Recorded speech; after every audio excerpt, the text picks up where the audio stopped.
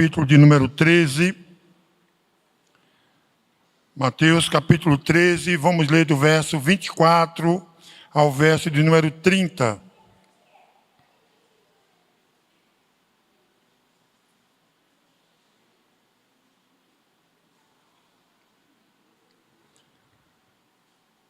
Parábola do joio. Diz assim a palavra do Senhor. Outra parábola lhes propôs, dizendo: o reino dos céus é semelhante a um homem que semeou boa semente no seu campo. Mas enquanto os homens dormiam, veio o inimigo dele, semeou o joio no meio do trigo e retirou-se. E quando a erva cresceu e produziu fruto, apareceu também o joio. Então, vindo os servos do dono da casa, lhe disseram: Senhor, não semeaste boa semente no teu campo? De onde vem, pois, o joio? Ele, porém, lhes respondeu: o inimigo fez isso. Mas os servos lhes perguntaram: queres que vamos e arranquemos o joio? Não, replicou ele, para que, ao separar o joio, não arranques também com ele o trigo. Deixai-os crescer juntos até a colheita. E no tempo da colheita direi aos ceifeiros: ajuntai primeiro o joio, atai-os, os feixes para ser queimados, mas o trigo recolhei-o no meu celeiro. Feche seus olhos, vamos orar ao Senhor. Deus, estamos diante da Tua palavra. E é com temor e tremor que nós estamos diante dela. Te pedimos que o Teu Espírito Santo nos ilumine para falarmos, para também ouvirmos e também praticarmos os Teus preceitos, Senhor, a Tua lei. Tua lei que é boa, perfeita e agradável, que é lâmpada para os nossos pés, que é luz para os nossos caminhos, que restaura a nossa alma. Ajuda a Tua igreja, ajuda-nos, Deus, também a entendê-la. Ó Deus, e a cada momento vivenciá-la. Obrigado por tudo, continua conosco, pois somos dependentes do Senhor e sem Ti nada podemos fazer. É em nome de Jesus Cristo que nós Te oramos, Te louvamos e Te agradecemos. Amém. Meus irmãos, há alguns anos atrás, um canal de televisão apresentava, eu não lembro se era uma minissérie, mas que falava, o enredo estava em cima de duas irmãs. Elas eram gêmeas, idênticas, parecidas.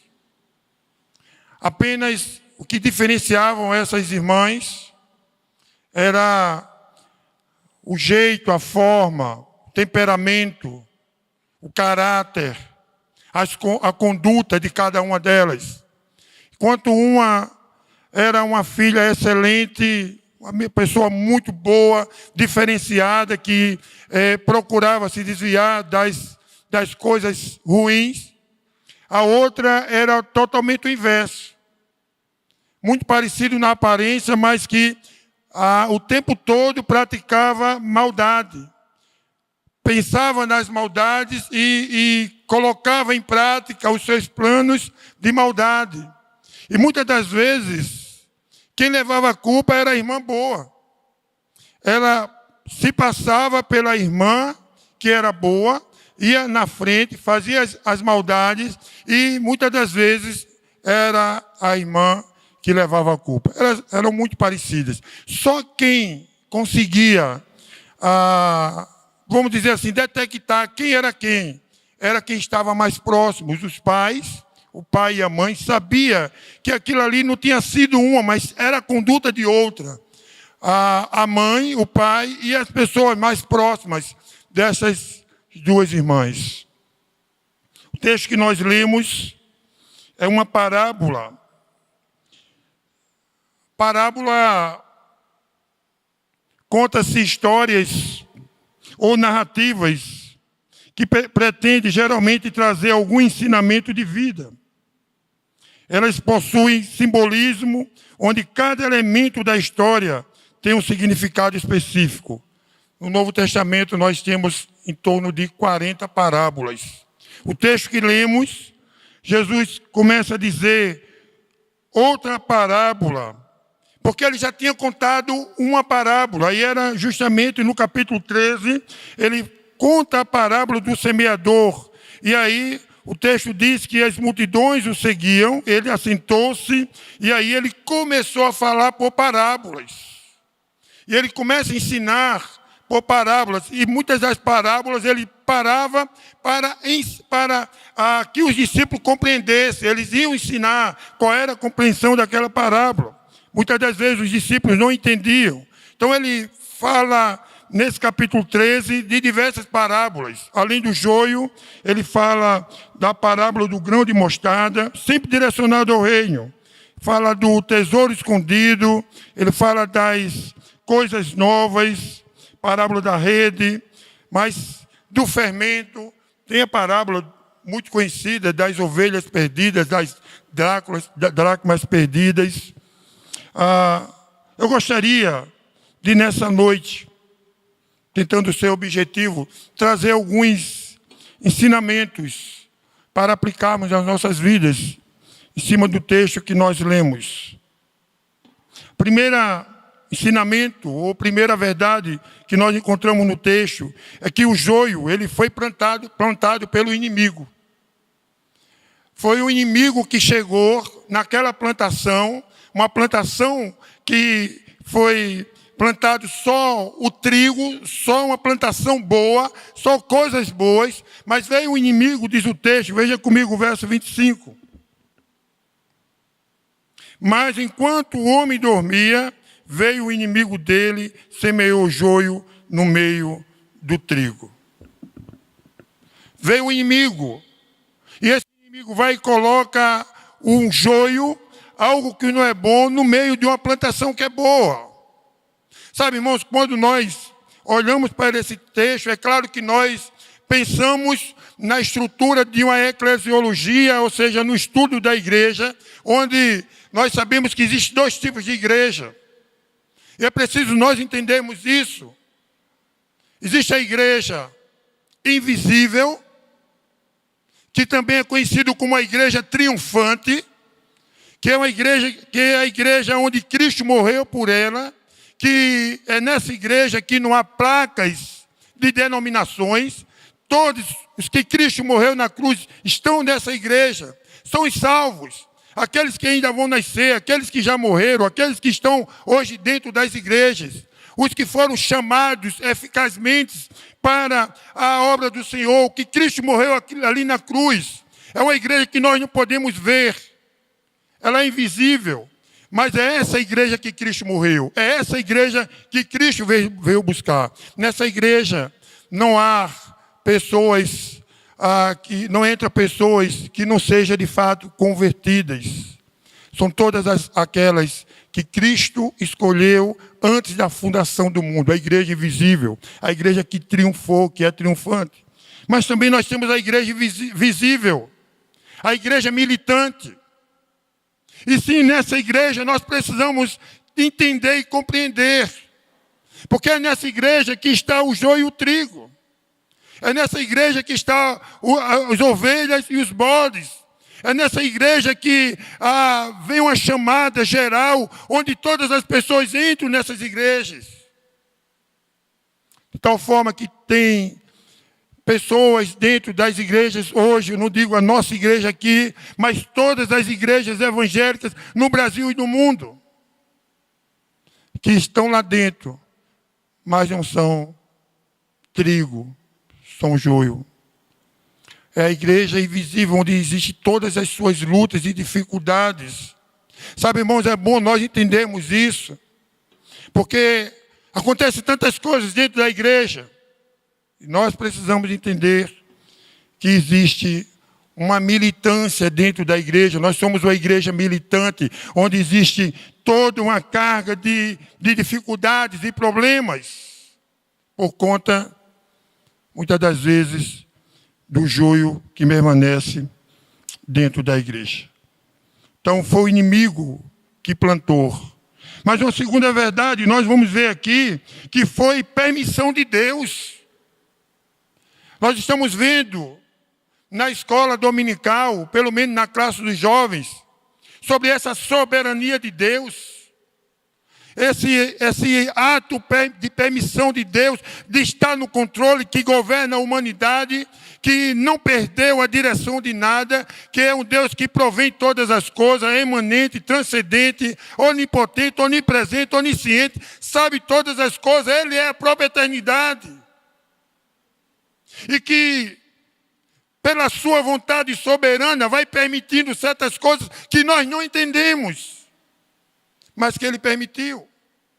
Muitas questões nas Escrituras Sagradas que não está claro nas nossas mentes.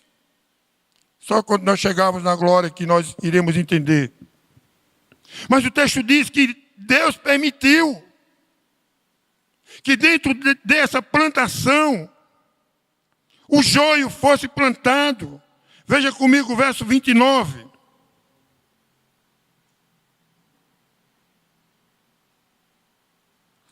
Não, replicou-lhe ele, para que, ao separar o joio, não arranqueis também com ele o trigo.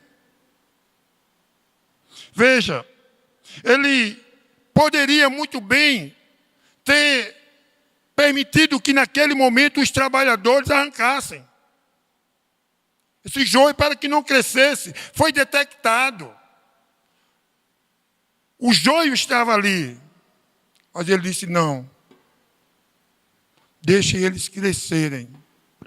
Porque haverá um momento, haverá um dia, na consumação dos séculos, na vinda de Cristo, no juiz que hoje é rei. Ele virá no findar de todas as coisas, quando as trombetas tocarem, quando os céus se abrirem, e quando todos permanecerem no tribunal, aí sim vai ser separado o joio do trigo. Enquanto isso não acontecer, é permissão de Deus. Quando nós olhamos nas Escrituras Sagradas, nós vamos ver pessoas que estavam ali, mas Deus sabia, mas era preciso que estivesse ali. Por que não lembrar de Judas, que foi chamado pelo próprio Deus? Veja em Mateus capítulo 10, o verso 4.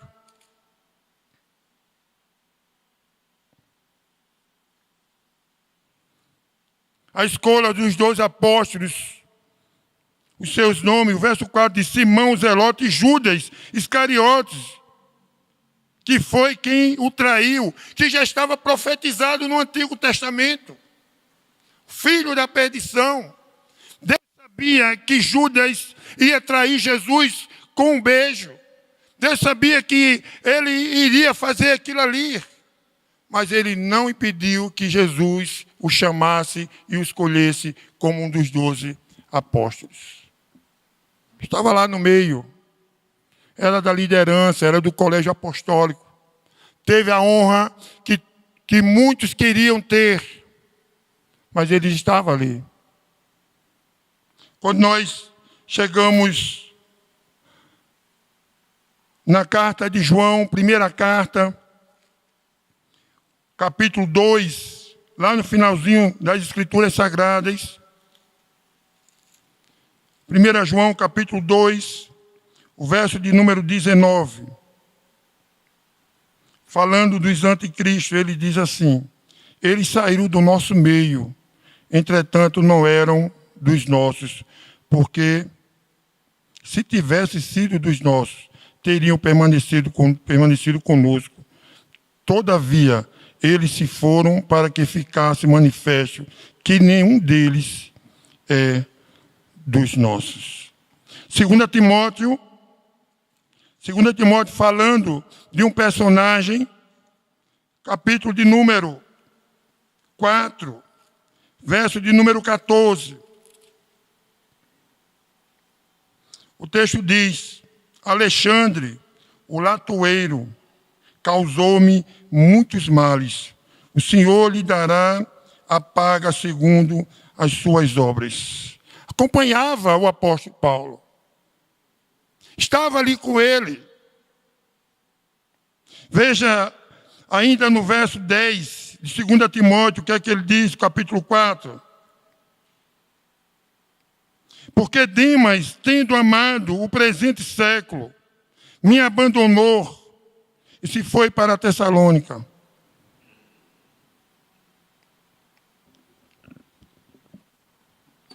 Veja, Deus permite, e Deus sempre permitiu, que a igreja militante, que a igreja que milita, a igreja visível, ela crescesse com pessoas crentes e não crentes. Tanto é que o Evangelho de Mateus, no capítulo 7, ele vai dizer que muitos dirão no final de todas as coisas: mas Senhor, em teu nome, eu não fiz tantas coisas, eu não profetizei, eu não falei em línguas, eu não fiz milagres. E ele vai dizer: afastai-vos de mim, vós que pratiqueis a iniquidade. Serão lançados para o lago de fogo e enxofre. É claro, irmãos, que nós precisamos entender essa dinâmica da igreja segundo a vontade de Deus. Porque o inimigo planta e Deus permite que o joio permaneça no meio do trigo. Que claro que há essa diversidade. Quantas lideranças, quantos pastores que têm seu testemunho, que no final da sua vida se converteram, tiveram um novo nascimento, que passaram por uma vida de seminário, que estudaram as escrituras nos seus originais, que foram excelentes alunos, que ministraram excelentes palavras, mas que não tinha esse ainda envolvimento sincero com Deus. Primeiro, o joio foi plantado pelo inimigo. Segundo, foi permissão de Deus. Não há nada que Deus não esteja no controle de todas as coisas. É Deus que permite para que a igreja também cresça. E cresça também em maturidade. Mas uma terceira verdade que eu gostaria de trazer para os irmãos é a diferença entre esse joio e esse trigo. Porque quem já viu o joio e que já viu o trigo, você vai ver que é de fato muito parecido. Não tem como você detectar, principalmente quando eles estão nascendo. Não tem como você falar o que é o quê. Eu não sei se você já viu uma plantação de macaxeira aqui. Mas eu também não sei se você já viu uma plantação de mandioca. Você não tem como diferenciar uma plantação de macaxeira e uma plantação de mandioca. A não ser o próprio agricultor, eles são diferentes. É a mesma raiz. Se você colocar uma mandioca numa panela, ela não vai cozinhar. Serve só para fazer a farinha, fazer o bolo, fazer o chamado do beiju. A macaxeira é diferente. A macaxeira você bota na panela, ela derrete. É muito parecido. No começo, o joio e o trigo é muito parecido, mas quando começa a crescer, aí sim vai tendo-se uma grande diferença. Quando está perto da colheita, e aí é o que Jesus está dizendo: quando chegar a colheita, nós vamos saber quem é quem e vamos separar o joio do trigo. Eles são muito parecidos. Veja, o joio, por exemplo, ele cresce reto para cima. Ele está crescendo e ele vai crescendo reto. Vamos dizer que seja uma vara dura. Ele não se curva diante do vento. Quando bate o vento, ele não vai dobrar. Já o trigo, o vento vai batendo, ele vai balançando e se curvando.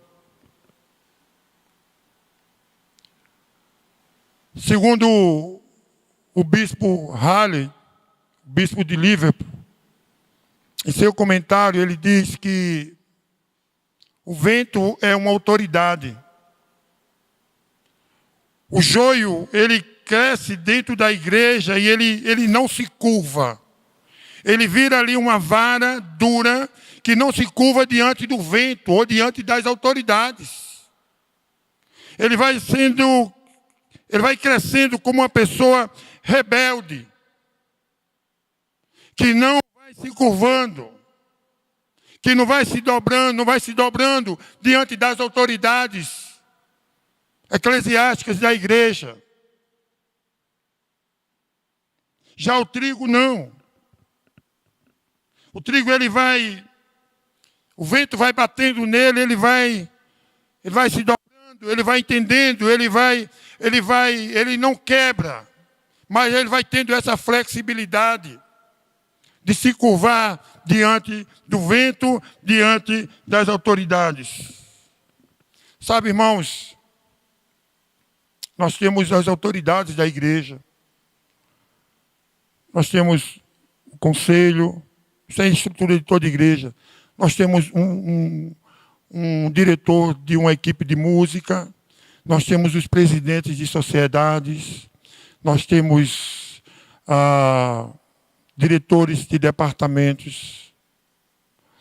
Essas pessoas Deus vai constituindo autoridade, temos professores.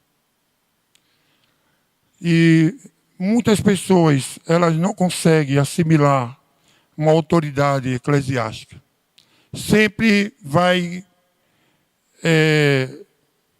sendo rebelde, permanecendo rebelde. Veja, uma outra coisa que nós podemos ver é que o joio, quanto mais cresce ou fica velho, mas ele fica fixado no solo. É interessante isso. Quando o joio mais cresce, mais a raiz dele vai ficando fixo no solo. Com a dificuldade de arrancar, ele vai se agarrando no solo. Já o trigo não. O trigo, quanto mais ele vai ficando velho, vai crescendo, mas ele vai saindo do solo. Que fica muito fácil a sua colheita. Vai passando a mão e vai.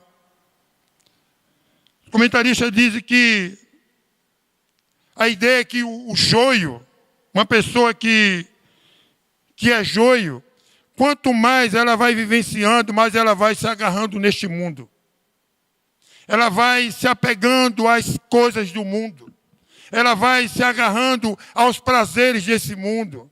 Ela vai se apegando àquilo que esse mundo oferece.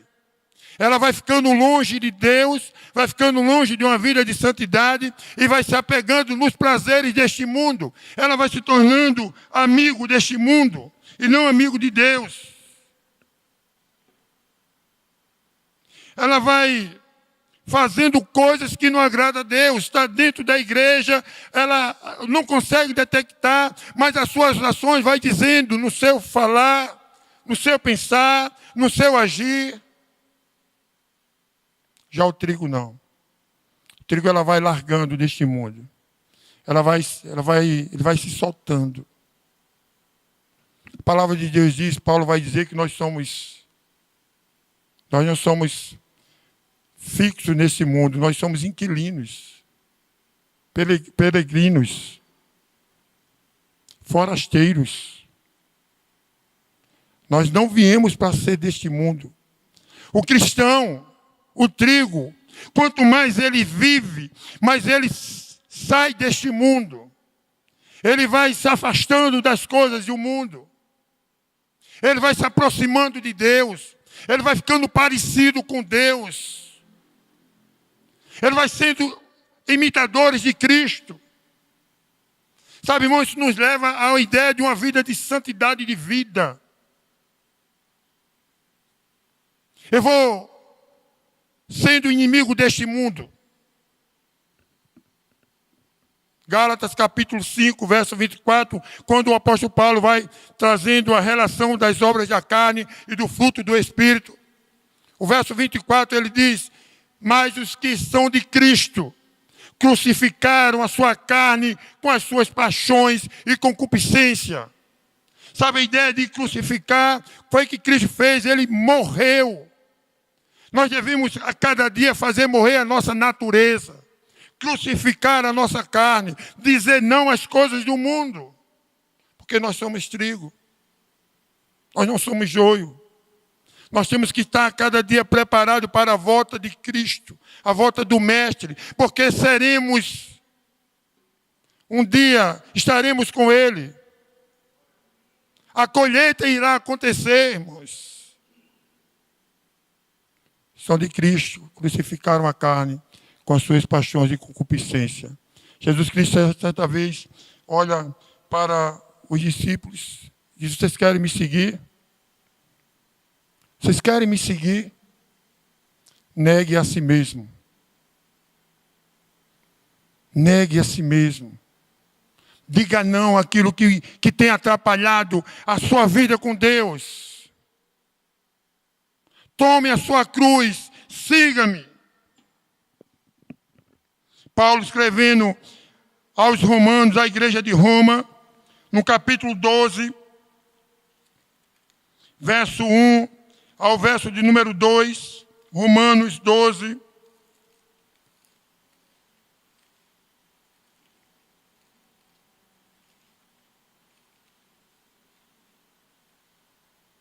Ele diz assim: rogo-vos, pois, irmãos, pelas misericórdias de Deus, que apresenteis o vosso corpo por sacrifício vivo, santo e agradável a Deus, que é o vosso culto racional.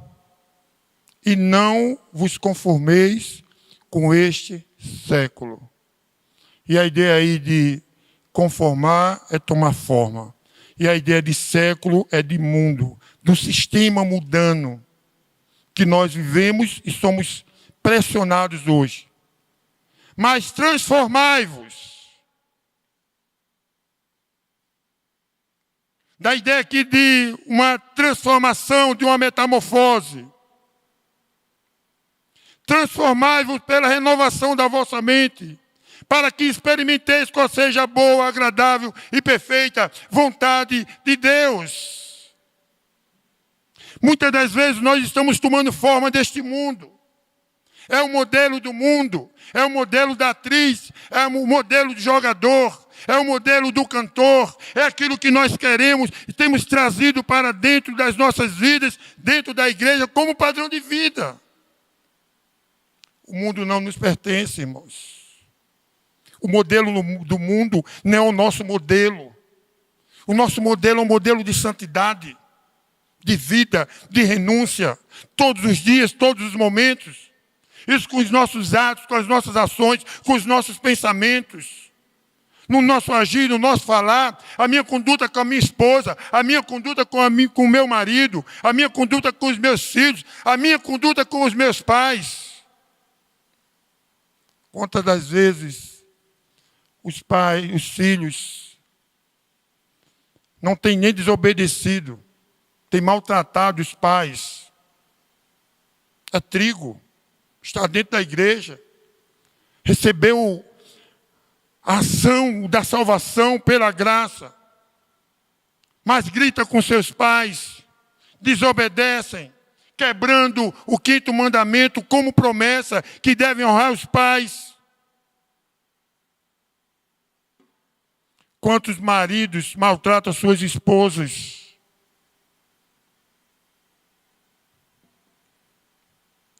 Nós precisamos rever os nossos conceitos. Quantas esposas não têm mais respeitado os seus maridos? Quantas vezes somos desonestos nos nossos negócios, no nosso trabalho? Aonde eu estou? Quantas das vezes eu dou mau testemunho na universidade que eu estou estudando, na escola, no lugar que eu estou inserido? Quantas das vezes nós chegamos em casa e o nosso vizinho diz, essa pessoa aí é isso, isso e isso, por conta da nossa conduta? Nós não somos desse mundo, irmãos. Nosso padrão tem que ser diferente. Porque nós somos trigo. Sabe, é uma vida de renúncia, uma vida de santificação. E o apóstolo Paulo diz, segui a paz com todos e a santificação, Hebreus 12, 14, sem a qual ninguém verá o Senhor. O joio não dá frutos. É uma outra característica. Aliás, os frutos não servem para nada, são abrolhos. Não tem nenhuma finalidade, para nada. Quando dá algum fruto, não serve para nada. Já o trigo não. O trigo, ele, da sua semente faz o pão. Inclusive, Cristo diz, eu sou o pão da vida. Sabe, o trigo dá muitos frutos. Nós, como trigos, devemos dar muitos frutos. Frutos de arrependimento. Fruto do Espírito, que está lá em Gálatas. Amor, bondade, benignidade, mansidão, domínio próprio. Todas essas coisas fazem parte de uma pessoa que é trigo. Tem pessoas que não têm mais a caridade para com o outro, com o próximo, com o irmão. Não é bondoso, não é misericordioso, não sofre a dor do outro. E quando se fala em domínio próprio, não tem mais domínio próprio. Certa vez o irmão chegou para mim, aliás, o irmão chegou e disse assim, pastor, mas eu sou assim mesmo. Eu sou assim mesmo. Eu sou desse jeito mesmo. E ela estava falando do temperamento dela em todas as coisas que nós tínhamos conversado. Eu sou assim mesmo. Mas o Evangelho é mudança, irmãos. O Evangelho tem que nos mudar. E eu tenho que lutar contra a minha natureza. Nós somos pecadores, somos. Nós erramos. Nós não somos perfeitos, não seremos perfeitos. Ninguém será perfeito. Mas nós devemos lutar contra a nossa natureza. Não, eu sou assim mesmo e acabou. Se quem quiser que aceite que eu sou assim. Não é assim. Jesus não falou isso. Como já falamos, nós devemos nos parecer cada dia com Cristo, com o Evangelho de Cristo. Frutos. Dar muitos frutos. O joio, ele não dá frutos. O trigo, ele tem os seus frutos. Frutos para o reino de Deus. Pergunta que eu gostaria de fazer. Você como trigo, você tem a cada dia renunciado aquilo que não agrada a Deus para o dia da colheita? Você como trigo, você tem se afastado deste mundo? Você tem negado as coisas que não agradam a Deus? Você tem se aproximado de Deus através de uma vida de santidade? Ou você tem fixado ou se enraizado nesta terra? Você tem dado frutos? Quais são os seus frutos? O que é que você tem feito na obra do Senhor?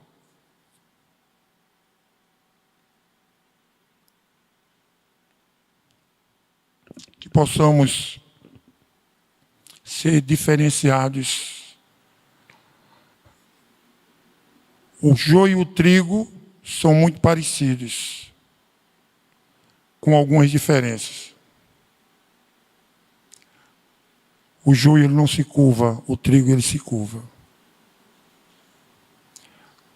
O joio ele não dá frutos, o trigo ele dá frutos.